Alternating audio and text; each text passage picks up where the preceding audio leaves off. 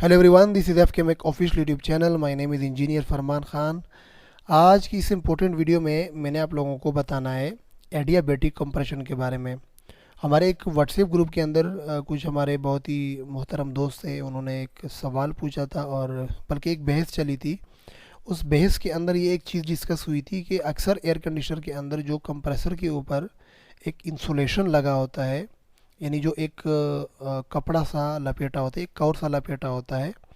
तो कुछ दोस्तों का ख्याल है कि ये कपड़ा जो लपेटा होता है या कवर जो लपेटा होता है ये वाइब्रेशन को कंट्रोल करने के लिए इस्तेमाल होता है, जबकि जो मेरा अपना ओपिनियन है और अपना एक्सपीरियंस है उसके मुताबिक ये जो कवर होता है ये कंप्रेसर के इंसुलेशन के लिए होता है। और ये इसलिए ताकि कंप्रेसर का जो इंटरनल टेम्परेचर है उस पर बाहर का जो टेम्परेचर है उसका कोई असर ना हो।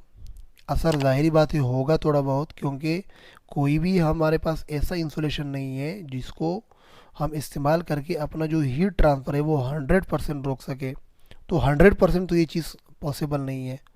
बहरहाल कम से कम हो, यहाँ पर हम ये वर्ड ज़रूर यूज़ कर सकते हैं। अच्छा, यहाँ पे मैं आपको थोड़ा सा इस साइकिल का बैकग्राउंड बता दूँ कि ये साइकिल बेसिकली डिज़ाइन किस लिए किया गया है, हमारे इस साइकिल से क्या एक्सपेक्टेशंस है, क्या तवक्कुआत हैं। देखिए, हम चाहते हैं कि इस इवापोरेटर के अंदर हम लोअर टेम्परेचर मेंटेन करके जो भी यहाँ का स्पेस है उससे हीट को एब्जॉर्ब कर सके और इसी हीट को किसी रास्ते से ले जाकर कंडेंसर के अंदर इसका टेम्परेचर बढ़ा दे रेफ्रिजरेंट का। और एम्बियंट से जब टेम्परेचर बढ़ेगा तो उस कंडेंसर के रेफ्रिजरेंट से हम हीट को बाहर खारिज कर सके। ये हमारा बुनियादी मकसद है। अब इस मकसद को हासिल करने के लिए हम चाहते क्या हैं और हमें क्या करना ज़रूरी है हमारे लिए। हम चाहते हैं कि इस एवापोरेटर के अंदर ऐसी सलाहियत हो कि ये ज़्यादा से ज़्यादा हीट यहाँ से एब्जॉर्ब कर सकें। इस कंडेंसर के अंदर ये सलाहियत हो कि ये ज़्यादा से ज़्यादा हीट यहाँ से रिजेक्ट कर सके। ये कैसे होगा, पॉसिबल कैसे होगा? देखिए, सबसे पहली बात कि एवापोरेटर के अंदर से जो रेफ्रिजरेंट आ रहा है, यहाँ पे सक्शन लाइन है और सक्शन लाइन को हम प्रॉपरली इंसुलेट करते हैं। हम इसको इंसुलेट क्यों करते हैं? क्योंकि जो इवापोरेटर के इनलेट से रेफ्रिजरेंट आ रहा है ये यहाँ से आराम आराम से आके हीट को एब्जॉर्ब कर रहा है और इसका टेम्परेचर आहिस्ता आहिस्ता बढ़ते जा रहा है। जब ये रेफ्रिजरेंट कंडेंसर के एंड तक इवापोरेटर के एंड तक तकरीबन पहुँचेगा तो इसका जो टेम्परेचर होता है वो तकरीबन 20 degree C, 21 degree C, 22 degree C, 19 degree C तक पहुंच जाता है। अब जिस वक्त इसका सक्शन लाइन शुरू होता है तो सक्शन लाइन को हम प्रॉपरली इंसुलेट करते हैं ताकि इस पर से बाहर का टेम्परेचर कोई भी असर ना करे, यानी बाहर से इस पे हीट जो है वो असर ना करे। क्योंकि अगर बाहर से हीट असर करेगा तो यहाँ पर बाहर से हीट जज़ब होगा सक्शन लाइन के रेफ्रिजरेंट में और यहीं से हमने हीट को बाहर निकालना है। तो इसका मतलब बाहर का हीट ऐड हुआ और बाहर की हीट को यहाँ से हमने निकाल दिया। तो ये जो हीट है इसने सिर्फ ये कर दिया कि कंप्रेसर पर से लोड बढ़ा दिया, बाकी कंडेंसर पर से हमने इसको निकाल तो दिया लेकिन ये बाहर का ही हीट था और बाहर ही हमने खारिज कर दिया। तो कोई हमें इससे फ़ायदा नहीं हुआ। कंप्रेसर पर इसका लोड ज़रूर आया जो कि हमारे लिए एक नुकसान की बात है। अच्छा, इस वजह से सक्शन लाइन को प्रॉपरली इंसुलेट करना चाहिए। सक्शन लाइन पर जो टेम्परेचर है वो तकरीबन इस वक्त 17 डिग्री सेल्सियस है और यहाँ पर जो प्रेशर है वो 65 psig है। ठीक है, अब कंप्रेसर क्या करेगा? कंप्रेसर का जो बेसिक काम है, जो इम्पोर्टेंट इसका काम है वो ये है कि इसने रेफ्रिजरेंट का टेम्परेचर बढ़ाना है। टेम्परेचर कितना बढ़ाना है? इतना बढ़ाना है कि इस एम्बिएंट से ऊपर चला जाए और दोनों में एक डिफरेंस पैदा हो और उस डिफरेंस का हम फ़ायदा उठाकर रेफ्रिजरेंट से हीट को बाहर की तरफ खारिज कर सके। ठीक है, अब कंप्रेसर ने कितना रेफ्रिजरेंट को बढ़ाना है? कंप्रेसर ने इतना बढ़ाना है कि जो रेफ्रिजरेंट का एक मखसूस प्रेशर पर, यानी तकरीबन 300 psi पर या 250 या जितना भी हमने कंडेंसर का प्रेशर रखा हुआ है, ये कंप्रेसर इस रेफ्रिजरेंट को 300 psig पर एबाव दी कंडेंसिंग पॉइंट ले जाए। अब कंडेंसिंग पॉइंट क्या है? कंडेंसिंग पॉइंट वो पॉइंट है कि जिस पर कोई रेफ्रिजरेंट अपना वेपर से लिक्विड फॉर्म में कन्वर्ट होना शुरू कर देता है और ये कंडेंसिंग पॉइंट वेरी करता है, यानी ये तब्दील होता है प्रेशर के बढ़ने और प्रेशर के घटने के साथ। ये मैं थोड़ा सा आगे समझाता हूँ आपको कि कैसे होता है। अच्छा, फ़र्ज़ कर ले यहाँ पे इस वक्त हमारे पास जो R22 का कंप्रेसर है, ये रेफ्रिजरेंट का प्रेशर 300 psi इसने रखा हुआ है, और इस वक्त जो टेम्परेचर सुपर हीटेड टेम्परेचर है वो है 70 डिग्री सेल्सियस। इस वक्त रेफ्रिजरेंट काफ़ी हीट है और टेम्परेचर है इस वक्त 70 डिग्री सेल्सियस। अच्छा, ये टेम्परेचर थोड़ा सा आगे जाएगा तो इसने आहिस्ता आहिस्ता, ज़ाहिर बात है, कम होना है टेम्परेचर ने, तो ये तकरीबन कंडेंसर के होते हुए 1-2 डिग्री 3 डिग्री का इसमें फ़र्क आ जाता है, कम हो जाता है। अब यहाँ से जो 68 डिग्री सेंटीग्रेड का रेफ्रिजरेंट, यानी 88 डिग्री सेंटीग्रेड के टेम्परेचर का रेफ्रिजरेंट कंडेंसर के अंदर इंटर हुआ, माफ़ कीजिएगा, जो 88 डिग्री सेल्सियस का टेम्परेचर का रेफ्रिजरेंट इंटर हुआ, तो इसने कंडेंसर के अंदर क्या किया, आहिस्ता आहिस्ता इसका टेम्परेचर डाउन होने लगा, और तब तक ये डाउन होगा जब तक कि इसने जो सुपर हीट जज़ब किया है कंप्रेसर के अंदर, वो सुपर हीट इसका बाहर ना खारिज हो। बाहर क्यों खारिज होगा? क्योंकि 68 डिग्री सेंटीग्रेड का टेम्परेचर ज़्यादा है 32 के एम्बियंट के टेम्परेचर से, तो इस वजह से 68 डिग्री सेंटीग्रेड के रेफ्रिजरेंट से बहुत ही ईजीली जो हीट है वो बाहर 32 डिग्री सेंटीग्रेड के एम्बियंट तक फ्लो हो सकेगा। अच्छा, यहाँ पर 300 psi पर जो रेफ्रिजरेंट का कंडेंसिंग पॉइंट है, यानी यहाँ पर ये रेफ्रिजरेंट वेपर में ही जाएगा यहाँ तक पहुँच के ये अपना फेज़ चेंज करना शुरू कर देगा वेपर से लिक्विड में, और यही इस रेफ्रिजरेंट का कंडेंसिंग टेम्परेचर है। कितना है? 52 डिग्री सेल्सियस। लेकिन याद रख ले ये 300 psi के प्रेशर पर है। अगर यहाँ से हम प्रेशर को कम कर देते, फ़र्ज़ कर ले अगर हमने 250 का प्रेशर यहाँ पर मेंटेन कर दिया, तो यही टेम्परेचर जो है, जो कंडेंसिंग वाला टेम्परेचर है जिस पर रेफ्रिजरेंट ने कन्वर्ट होना है लिक्विड से वेपर से लिक्विड में, वो 52 से कम हो जाएगा। हो सकता है वो 41 हो जाए, वो 42 हो जाए, वो 43 हो जाए, वो 44 हो जाए। ये मालूम करना पड़ता है हमें R22 के चार्ट से। अच्छा, जब रेफ्रिजरेंट यहाँ पर अपना फेज़ चेंज मुकम्मल कर ले, यानी लिक्विड में चेंज हो, ठीक है, इसके कंडेंसिंग पॉइंट पर ये रेफ्रिजरेंट लिक्विड में चेंज हो, इसके बाद ये रेफ्रिजरेंट आगे जाकर इसने सब कूल होना है। और सब कूल कितने तक होना है? तकरीबन 38, 36, 37, 39 हो सकता है, यहाँ पर जो भी है, यहाँ पर इसने सब कूल हालत तक ठंडा होना है। सब कूल का मतलब है कि refrigerant below the condensing point आ जाए, यानी जो कंडेंसिंग पॉइंट जिस पर ये लिक्विड में कन्वर्ट हुआ उससे भी थोड़ा सा इसका टेम्परेचर नीचे आ जाए। ठीक है, तो ये तो कंडेंसर के अंदर वो मालूमात थी जो कि सुबह ग्रुप के अंदर भी डिस्कस हुई थी कि किस तरीके से कहाँ पे रेफ्रिजरेंट ने वेपर से लिक्विड में कन्वर्ट होना है। अच्छा, ये ज़रूरी नहीं है कि जो फेज़ चेंज है वो यहाँ पे ही हो, इसका जो डायरेक्टली दारोमदार होता है वो कंडेंसिंग प्रेशर, कंडेंसिंग टेम्परेचर पर होता है। अगर कोई कंप्रेसर तगड़ा नहीं है, वो प्रेशर कम बना रहा है, टेम्परेचर कम बना रहा है, तो यही जो फेज़ चेंज है जो यहाँ पर इतनी तकरीबन 2-3 लाइनों में हो रहा है, ये फेज़ चेंज यहाँ पे भी हो सकता है। यानी पहली लाइन में हो सकती है सुपर हीट तकरीबन यहाँ तक कंप्लीट हो और यहाँ से ही फेज़ चेंज शुरू हो जाए, अगर यहाँ पर प्रेशर और टेम्परेचर दोनों जो है वो कम हो। ये उस वक्त की मैं बात कर रहा हूँ। अगर काफ़ी कम हो तो हो सकता है जो रेफ्रिजरेंट है वो कंप्रेसर से निकलते ही यहीं से ही फेज़ चेंज जो है वो शुरू कर दें।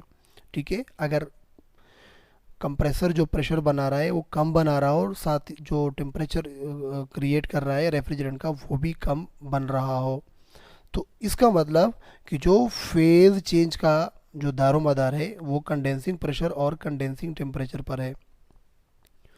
अच्छा, अब यहाँ पे मैं आपको बताता चलूँ कि हम चाहते हैं कि जो भी यहाँ पे हीट एब्जॉर्ब हो वो सिर्फ़ और सिर्फ इस जगह का ही हीट हो, कोई बाहर से दरवाजे के ज़रिए से हीट जो है वो अंदर की तरफ ना आए।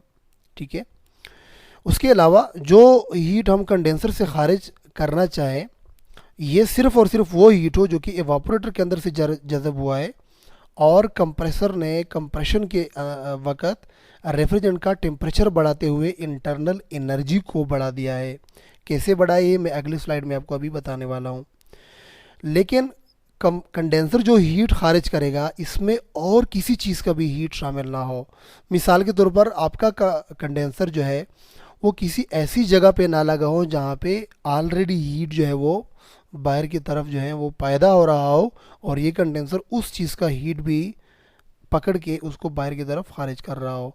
या ऐसा ना हो कि ये जो आउटडोर आपका लगा होता है, जो कंडेंसर आपका लगा होता है, वो किसी तंग जगह में लगा हो जहाँ पर जो हीट वहाँ पे प्रोड्यूस हो रहा है कुछ कंडेंसिंग की वजह से, कुछ वहाँ पे जो जगह तंग होने की वजह से जो दीवारें वगैरह होती हैं उसका हीट हो, और ये कंडेंसर उसी का हीट जो है वो भी अपने अंदर से गुजार के बाहर की तरफ खारिज कर रहा हो।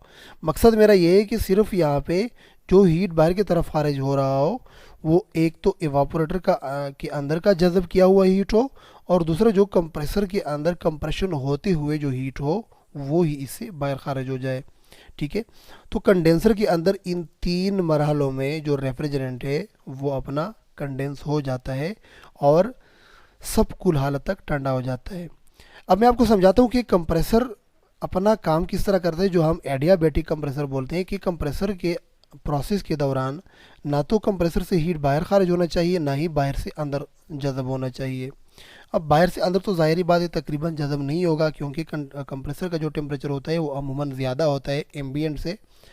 लेकिन कंप्रेसर से जो हीट है ये तकरीबन ना होने के बराबर बाहर बाहर खारिज हो। हमारी कोशिश तो यही होती है कि यहाँ से बाहर खारिज ना हो, ताकि कंप्रेसर का जो टेम्परेचर है वो एक ख़ास लिमिट तक बरकरार हो।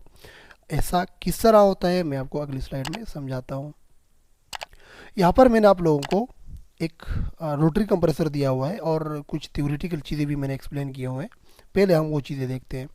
फर्स्ट कर लें, ये हमारे पास एक स्पेस है, ये एक सिलेंडर आप ले लें या एक वॉल्यूम ले लें, जो भी चीज़ आप ले लें। इस सिलेंडर के अंदर हमने एक मखसूस कोई रेफ्रिजरेंट ले लें आप या गैस ले लें, इसके अंदर हमने भरा हुआ है। लेकिन ये जो वॉल्यूम है ये थोड़ा सा बड़ा है बनिस्बत इस वॉल्यूम के। हालांकि दोनों के अंदर जो गैस का मकदार है वो सेम है। मिसाल के तौर पर अगर यहाँ पे कोई 50 ग्राम का गैस है तो इस छोटे वाले स्पेस में भी 50 ग्राम का ही गैस है। ठीक है, लेकिन हमने यहाँ पे फ़र्क इन दोनों में क्या किया हुआ है कि यहाँ पे जो वॉल्यूम है वो हमने ज़्यादा रखा हुआ है। अब वॉल्यूम के ज़्यादा होने की वजह से मॉलिक्यूल जो है वो एक दूसरे से दूर है, तो इसी वजह से इनमें जो फासला ज़्यादा है, और फासला ज़्यादा होने की वजह से जो प्रेशर है वो कम यहाँ पे क्रिएट हो रहा है, पैदा हो रहा है। माफ़ कीजिएगा। और यहाँ पर क्या हुआ, यहाँ पर वॉल्यूम हमारे पास कम है और इसके अंदर हमने वही सेम जो पार्टिकल है किसी गैस के, तकरीबन 50 ग्राम ही है, वो हमने इसके अंदर डाले हुए हैं। तो मॉलिक्यूल के करीब होने की वजह से यहाँ पे प्रेशर ज़्यादा है। ठीक है, अब इस चीज़ को हम कहते हैं पीवी, प्रेशर वॉल्यूम, और इसका जो टेक्निकल टर्म यूज़ किया जाता है उसको हम बोलते हैं इंथैल्पी। ठीक है, इंथैल्पी, इंथैल्पी याद रख लें, ये प्रोडक्ट है पीवी और प्लस यहाँ पे इंटरनल एनर्जी। अब इंटरनल एनर्जी तो ज़ाहिर ही बात है इन मॉलिक्यूल्स के अंदर कुछ ना कुछ है, हर एक गैस के अंदर कुछ ना कुछ इंटरनल एनर्जी होती है। इंटरनल एनर्जी का मतलब कि किसी मॉलिक्यूल के अंदर वो तवानाई जिसकी बलबूते पर ये इस स्पेस के अंदर अपना रफ्तार कर रहा है, ये घूम रहा है, हरकत में है, ये कभी भी अपनी जगह पर नहीं रुकता जब तक कि इस बॉडी से जो हीट है वो टोटली ख़त्म ना किया जाए। ठीक है, सो पीवी प्लस यहाँ पे इंटरनल एनर्जी में लिखना भूल गया, बहरहाल यहाँ पे इंटरनल एनर्जी भी है।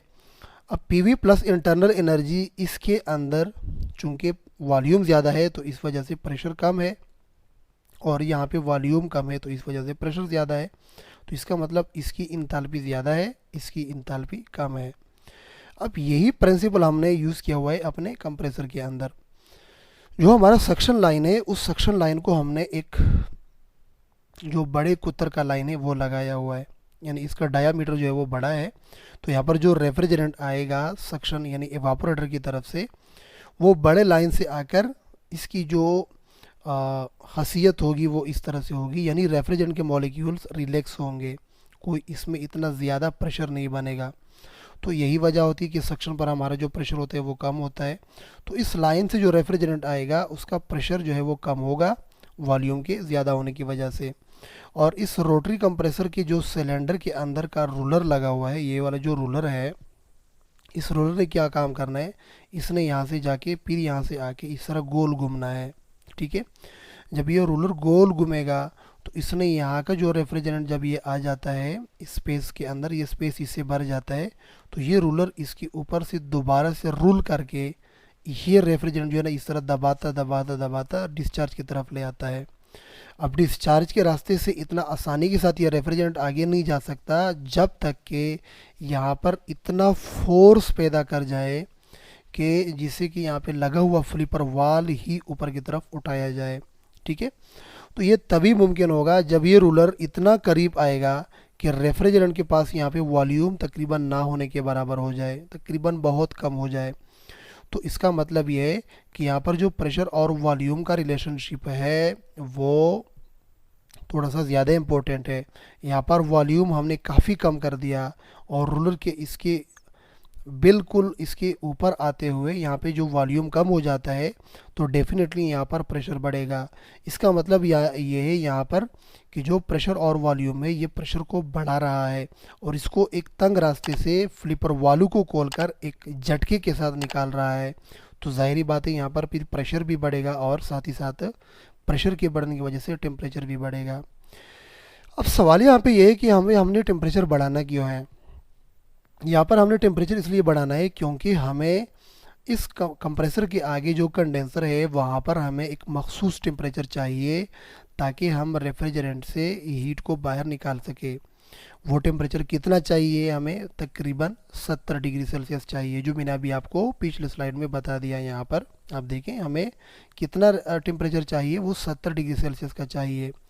अब 70 डिग्री सेल्सियस के टेम्परेचर तक बढ़ाने के लिए जो डिज़ाइनर ने यहाँ पर जो प्रेशर और वॉल्यूम का रिलेशनशिप सेट किया हुआ है, ये तकरीबन यूँ समझ ले कि यहाँ पर 65 डिग्री सेल्सियस से लेकर 75 डिग्री सेल्सियस का इसमें एडजस्टमेंट है। यानी ये कभी कभार थोड़ा सा बढ़ भी सकता है, थोड़ा सा कम भी हो सकता है। यहाँ पर जो टेम्परेचर कंडेंसर के अंदर बनेगा वो 65 भी हो सकते हैं, वो 66 भी हो सकते हैं, वो 69 भी हो सकते हैं, वो 70 75 भी हो सकता है।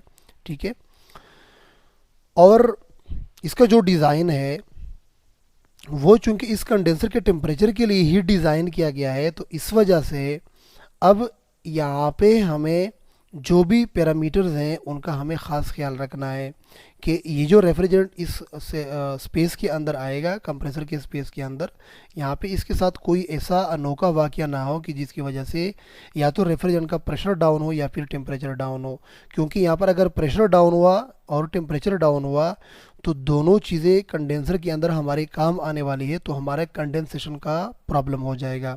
और जब हमारा कंडेंसेशन का ही प्रॉब्लम होगा तो इसका मतलब हमारा साइकिल मुतासर होगा। ठीक है, तो इसका मतलब यह है कि यानी जो भी रेफ्रिजरेंट यहाँ से टेम्परेचराइज हो रहा है आगे कंडेंसर के लिए, इस रेफ्रिजरेंट की जो टेम्परेचर है, जो रेफ्रिजरेंट हीट हासिल किया हुआ है, उस हीट को कंडेंसर तक पहुँचाने के लिए संभाला जाए, यानी इसको ज़ाया ना होने दें। तो इस वजह से हमने एडियाबैटिक कंप्रेसर के अंदर हमने कंप्रेसर को यहाँ पे इंसुलेट किया होता है ताकि कंप्रेसर अपना हीट बाहर की तरफ खारिज ना कर दे।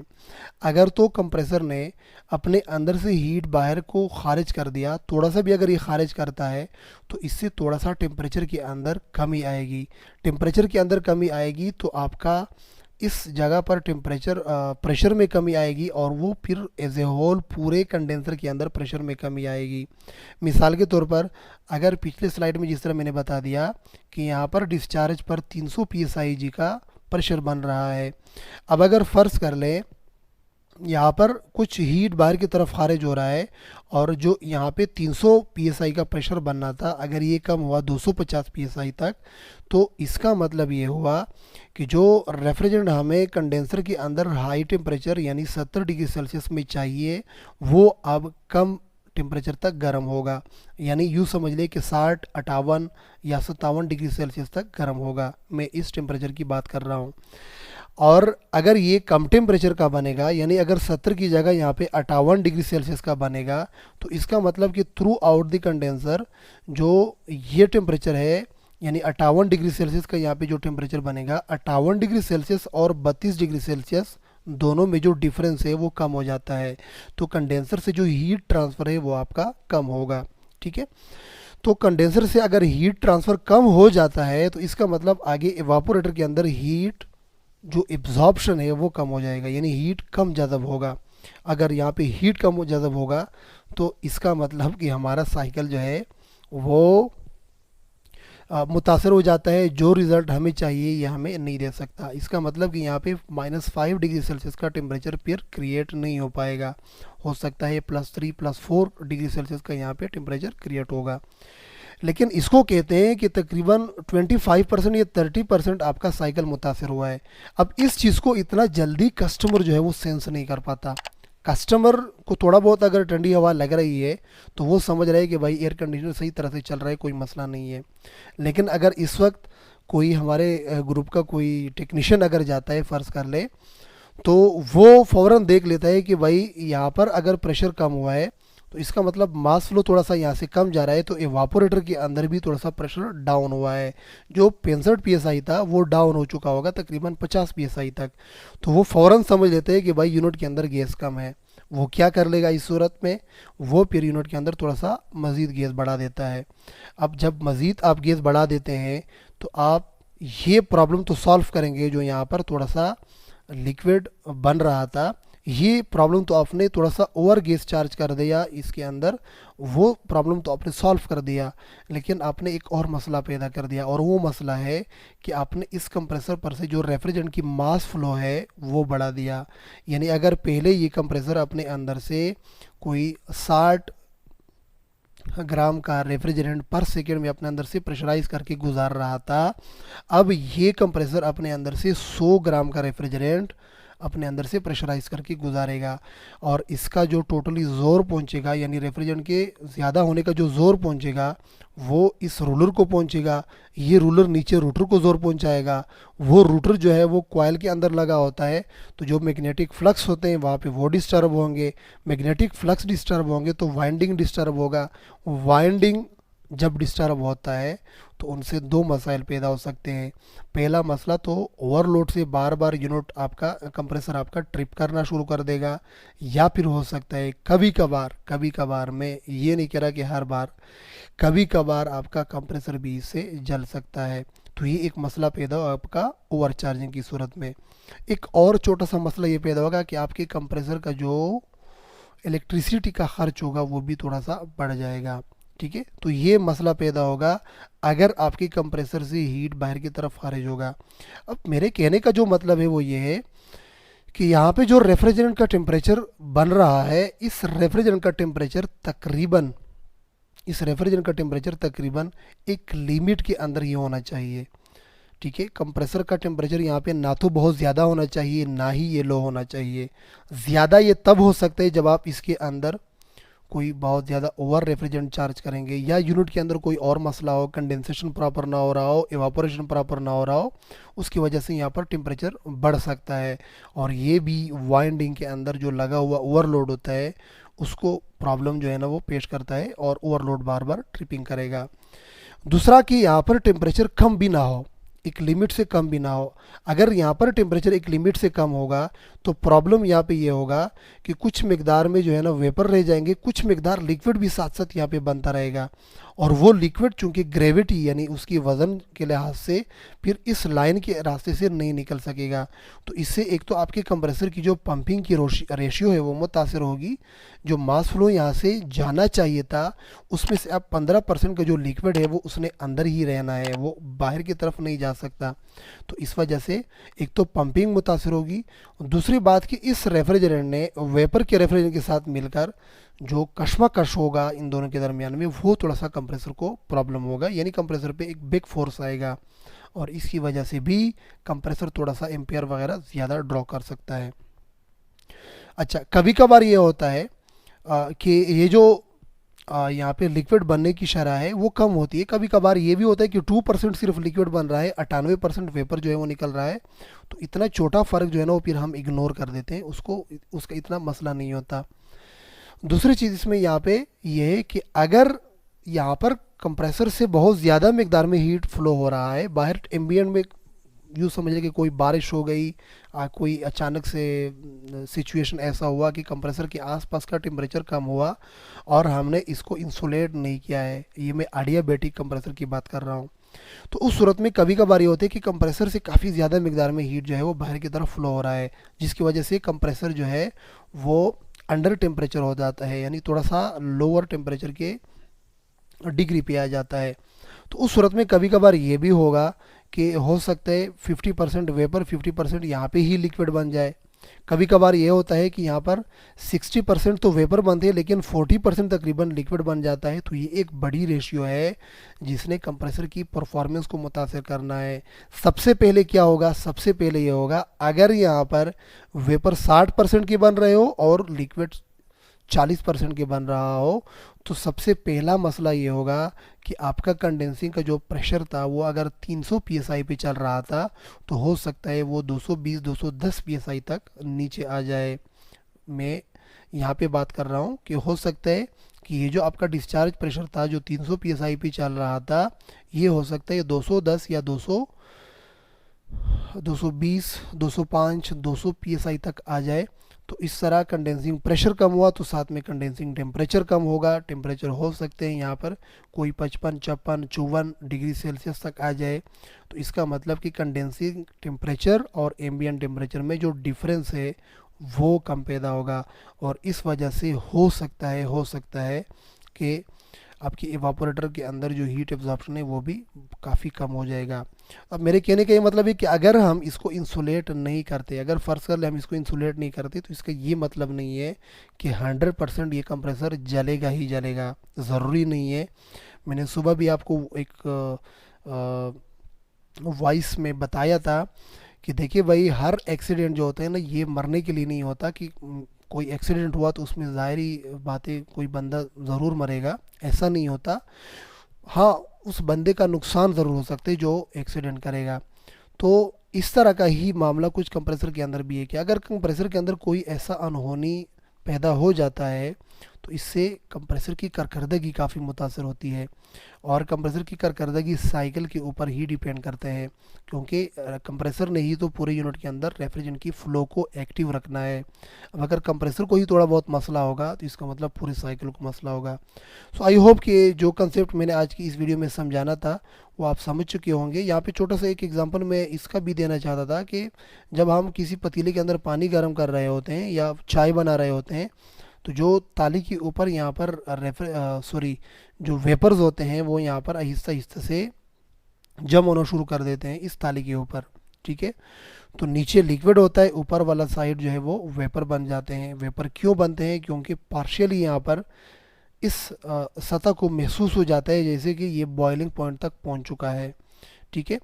तो यहाँ पर जब ताली के ऊपर वेपर आ जाते हैं, अब अगर हम आहिस्ता से इसको थोड़ा सा जो है ना वो एक इशारा दे दें, एक छोटा सा हरकत दे दें, तो इससे क्या होता है कि थोड़ा सा भी अगर हवा अंदर जाएगा तो ये जितना भी सरफेस है जहाँ पे जो ड्रॉपलेट्स यानी जो कतरे जो वेपर हैं, बुखारात हैं, वो फ़ौरन ड्रॉपलेट्स में तब्दील होते हैं, यहाँ पे कतरे बन जाते हैं। क्यों ऐसा होता है? क्योंकि ये जो वेपर है ये बाहर का हीट खारिज करके अपने आप को लिक्विड में कन्वर्ट करके दोबारा पतीले के अंदर गिर जाते हैं। तो यही एक अमल कंप्रेसर के अंदर भी होता है, लेकिन चूंकि कंप्रेसर एक फोर्सिंग एजेंट है, यहाँ पे दरमियान में जो है ना एक रेफ्रिजरेंट के ऊपर फोर्स लगा दिया जाता है, तो कंप्रेसर के अंदर और इसके अंदर थोड़ा सा फ़र्क होता है। कंप्रेसर के अंदर ये थोड़ा सा कम होगा। हाँ, अलबत्ता अगर इस कंप्रेसर से हीट जो है वो बाहर की तरफ मुसलसल और ज़्यादा खारिज होगा तो यहाँ पर ज़्यादा प्रॉब्लम होगा। अगर कम खारिज होगा तो कम प्रॉब्लम होगा। कम प्रॉब्लम होगा तो आपका जो साइकिल है वो कम जो है ना इफ़ेक्ट होगा। अगर ज़्यादा प्रॉब्लम हो, ज़्यादा हीट यहाँ से खारिज होगा, इसका मतलब आपका साइकिल ज़्यादा इफ़ेक्ट हो सकता है। सो आई होप कि आप लोगों को आज की वीडियो में थोड़ा सा नॉलेज मिल चुका होगा। फिर भी अगर इसमें कोई कन्फ्यूजन है तो आप बेशक मुझे जो है ना क्वेश्चन कर सकते हैं, तो इंशाल्लाह मैं इसको और भी इजी तरीके से क्लैरिफाई करूँगा। वीडियो थोड़ी सी लंबी हो गई लेकिन चूंकि ये इन्फॉर्मेशन बहुत ज़रूरी थी आपको देना, सो इसलिए अगर वीडियो ज़्यादा होने से आपको तकलीफ़ हुई है तो इसके लिए मैं माज़रत चाहता हूँ। उम्मीद करता हूँ कि आप लोगों को ये मालूमात अच्छे लगे होंगे। So until to next video, मुझे दीजिएगा इजाज़त। अल्लाह हाफिज़।